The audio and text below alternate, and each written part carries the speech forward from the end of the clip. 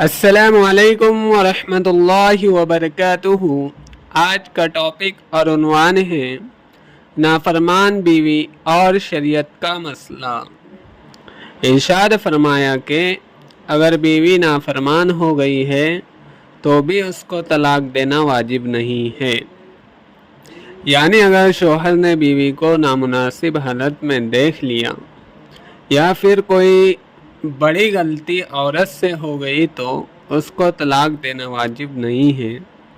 دوستو بتاؤ اللہ کی کتنی شان رحمت ہے، بعض لوگوں نے غصے میں بیوی کو طلاق دے دی، بعد میں محبت جوش میں آئی تو شوہر پاگل ہو گیا۔ اگر بیوی سے کوئی غلطی ہو جائے تو اس کو پیار سے سمجھاؤ اور توبہ کر اور بزرگ کی مجلس میں لے کر جاؤ۔ خود شوہر صاحب غلطی کرے تو کوئی بات نہیں، لیکن بیوی سے غلطی ہو گئی تو طوفان کھڑا کر دیتے ہیں۔